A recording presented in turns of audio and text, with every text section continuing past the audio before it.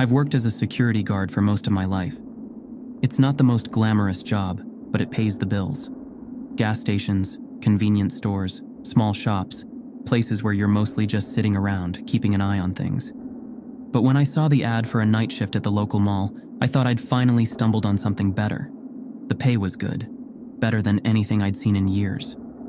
The hours weren't bad either, 11 p.m. to 6 a.m.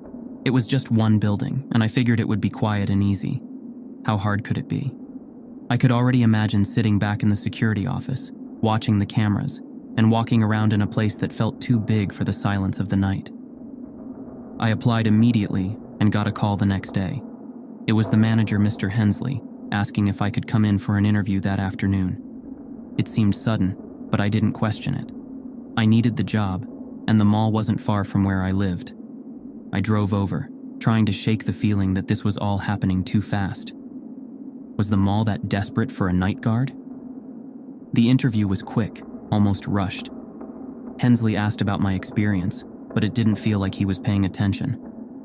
He ran through the basics, check the cameras every 15 to 30 minutes, do hourly patrols. Nothing out of the ordinary. By the end of it, he looked at me and asked, "Can you start tonight?" That surprised me. Most places want time for paperwork or background checks, but I wasn't about to argue. "Sure," I said, trying not to sound too eager. He looked relieved. "Great. We're understaffed," he admitted, rubbing his temples like the day had been too long. "Last few guards didn't last. I hope you'll be different." His words gave me pause. What did he mean by that? But before I could ask, he handed me a key to the office and told me to report at 11 p.m. sharp. The quicker I started, the quicker I'd get paid, I told myself. I shook his hand, left the office, and went home to get a few hours of sleep before my shift. When I arrived at the mall, it was dark and deserted. The parking lot, which during the day was packed with cars, was almost entirely empty.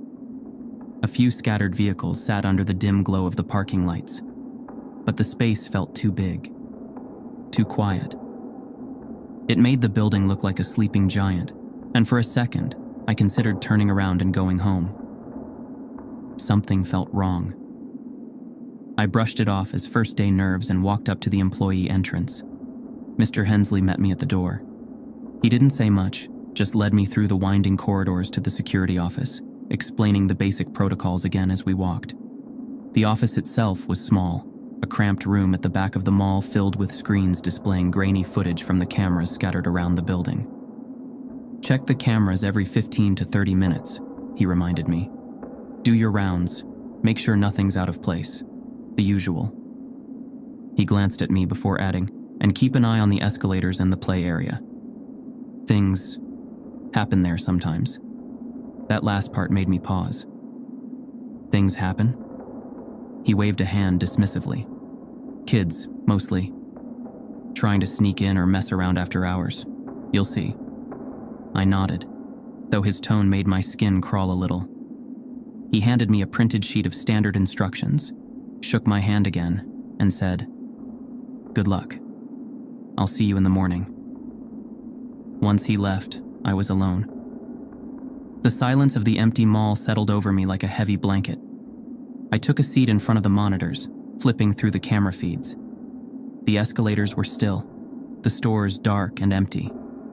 For a moment I relaxed. It was just a mall, nothing creepy about that. Just a big, empty building. After a few minutes, I felt a presence behind me. I jumped, my heart pounding. There, standing just beside me, was a janitor. He grinned, clearly amused by my reaction. "Didn't mean to scare you, buddy," he said, his voice light. "You must be the new guy." I let out a nervous laugh, trying to shake off the tension. "Yeah, that's me. I didn't know there was a janitor here at night." He shrugged. "They always keep one of us around to clean up, make sure everything's ready for the next day." His tone turned a bit more serious. "Just make sure you follow the rules." I blinked. "The rules? You mean the instructions?" He handed me a crumpled piece of paper, looking at me with an unsettling seriousness. "These aren't from the manager. These are the rules you'll need if you want to make it through the night." I unfolded the paper, half expecting some kind of joke, but the list of rules it contained was anything but funny. Rules to keep you safe at night. Rule 1. Check the security cameras every 15 to 30 minutes, but don't stare at the footage for too long. Rule 2. Never look directly at the mannequins after midnight. If the mannequins change positions, leave the area immediately. I stared at the list, my gut tightening with discomfort. "You're serious?" The janitor's grin had vanished. "I'm warning you, follow the rules or you'll end up like the last guy." I tried to laugh it off. "You mean the last guard?" He nodded, his eyes cold. "He quit after one night." "Okay." I stuffed the paper into my pocket without checking the rest of the list, chuckling nervously. "Well, I'm going to make my first round." The janitor stepped aside, giving me a long look before saying, "Take care." I nodded and left the office, but his words stuck with me. Something about his tone, his look, it felt off, like he was genuinely afraid. But I wasn't going to let some weird list of rules mess with my head. It was just past midnight when I started my patrol. The mall was eerie at night, much more so than I expected. The dim lighting cast long, twisting shadows along the tiled floors. Every sound felt amplified, my footsteps echoing off the walls, the hum of the fluorescent lights, the distant creaks and groans of the building settling. As I made my way down one of the main hallways, I tried to focus on the task at hand. The mall wasn't huge, but it was big enough to need regular patrols. There were plenty of stores to check, some of them abandoned, some locked up, with displays peeking out from the darkness behind their glass fronts. A children's play area stood near the food court, silent and still, the colorful plastic toys looking strange and lifeless under the dim emergency lights. Farther down, I could make out the escalators, still and frozen in their usual ascent, like relics from a busier time. I was getting used to the silence when I noticed something strange in one of the clothing stores. The store door was wide open. I stopped, my flashlight sweeping over the darkened interior. I couldn't see anything out of place at first, but as I moved the beam around the store, I noticed movement in my peripheral vision, a slight shift, like something or someone was hiding in the dark. I turned my head to look directly at it, but there was nothing. Just a few mannequins standing near the back, as motionless as always. I sighed and shook my head. It was nothing. Just my nerves. I wasn't going to let that janitor's creepy list get into my head. Then I heard it. The faint sound of clothing rustling. My flashlight flicked back toward the mannequins, and there it was. One of them had definitely moved. It was standing a little closer now, slightly out of position compared to the others. I could feel my heartbeat start to quicken. "Hey, Mr. Janitor!" I called out, more out of frustration than anything else. This had to be some kind of prank. He was probably watching me from the shadows, trying to freak me out. But there was no answer. Just the soft, unsettling shuffle of fabric behind me again. I turned slowly, my flashlight scanning the mannequins, and that's when I saw it. One of them had changed positions again, its head now facing directly toward the exit. My breath hitched in my throat. No one else was here. There was no way this was a trick. I backed out of the store quickly.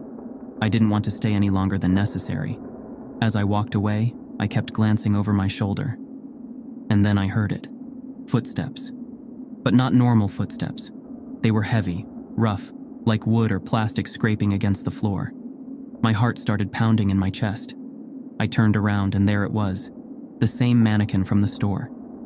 It stood in the middle of the hallway, staring at me with its blank, lifeless face. The hair on the back of my neck stood up. I could feel the blood drain from my face as I watched it. Slowly, stiffly, it started to move toward me, its joints creaking and groaning with every step. Its movements were robotic, stiff, like a doll being dragged forward. I did what any sane person would do. I ran. I turned on my heel and bolted down the hallway, my footsteps echoing in the vast emptiness of the mall. I didn't care how ridiculous I looked. I just needed to get away from that thing. I rounded the corner, ducking into the hallway that led toward the restrooms. The footsteps behind me had stopped, but I didn't dare look back. I burst into the restroom, splashing cold water on my face, trying to convince myself that it was all in my head. But as I looked into the mirror, I saw something else. A woman was standing near the stalls, her back to me, dressed in the plain uniform of a cleaning lady. I blinked, and she was gone. My heart skipped a beat. I spun around, but there was no one there. The restroom was empty. I collapsed to my knees, exhausted and terrified. What was happening? I tried to gather my thoughts, to make sense of it all, but nothing was adding up. Then I remembered the list. I pulled the crumpled paper from my pocket and unfolded it with shaking hands. There, written plainly in black ink, were the next few rules. Rule 3. If a mannequin looks like it's following you, don't look back. Mannequins sometimes follow guards, but if you ignore them, they'll stop. If you look, they'll know you're aware, and they'll get closer. I felt my heart sink. I had looked. Rule 4. Avoid looking into the mirrors of the restroom. Too late for that. My stomach twisted in knots as I realized I had already broken 2 of the rules. Whatever was happening, I was making it worse. Rule 5. If you hear someone talking inside an abandoned store, do not listen. I swallowed hard.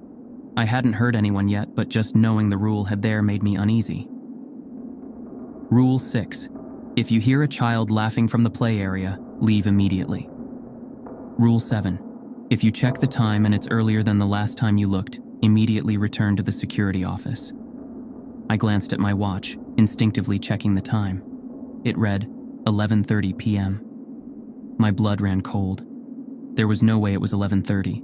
I had started my patrol after midnight, and it had been a while since then. This wasn't possible. I didn't need to be told twice. I rushed out of the restroom, my heart racing as I made my way back toward the security office. The air around me seemed heavier now, more oppressive, and the lights overhead flickered faintly. The mall, once a place I had thought would be quiet and safe, now felt like a living entity, watching and waiting. I reached the office, slamming the door behind me. My breathing was ragged, my nerves frayed. I checked my watch again. It was almost 1 a.m. That seemed right. But what had happened earlier?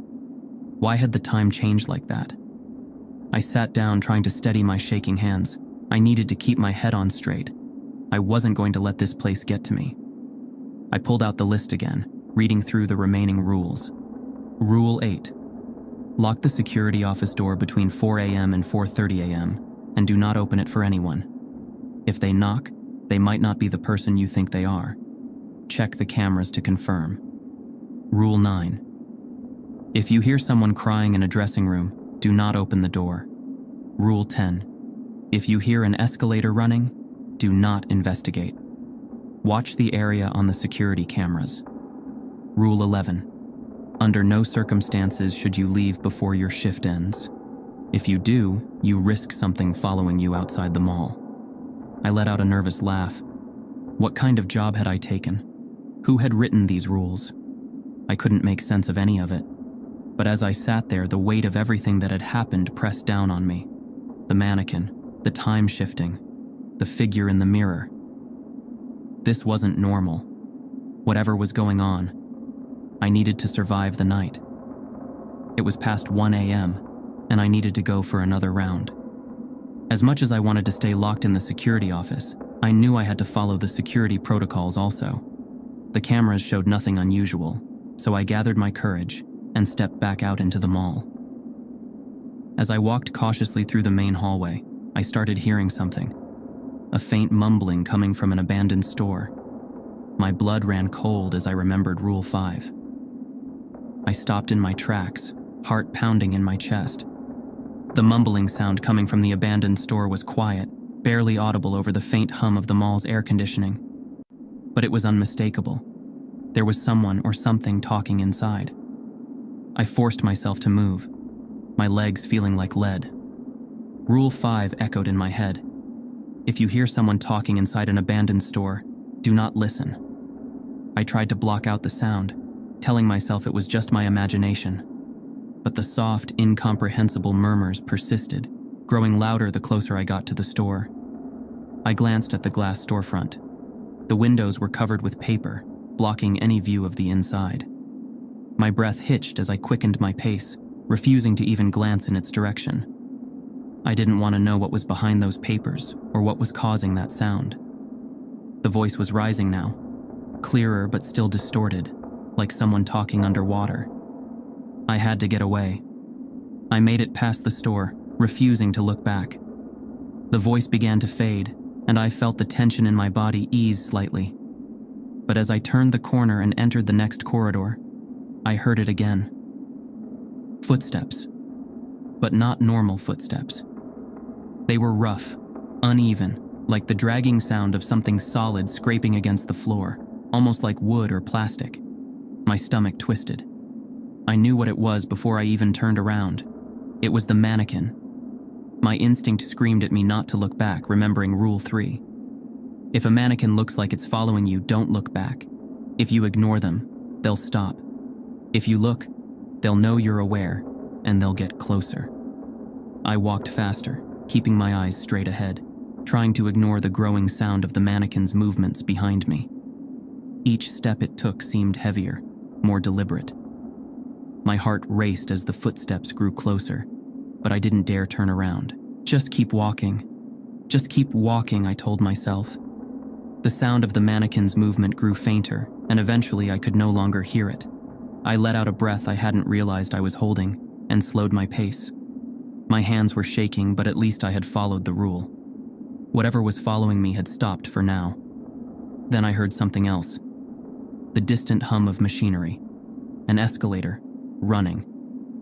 I froze, the blood draining from my face. Rule 10. If you hear an escalator running, do not investigate. Watch the area on the security cameras. I turned on my heel and bolted for the security office. I wasn't going to risk breaking another rule, especially after what I had just been through. My mind raced as I rushed back down the hallway, past the now quiet abandoned store, and toward the safety of the security office. I could hear the escalator in the distance, that unmistakable mechanical whir, but I didn't stop. I burst into the office, slammed the door behind me, and locked it. My breath came in short, ragged gasps. I immediately turned my attention to the security monitors, flipping through the camera feeds. The escalator camera came into view, and there it was,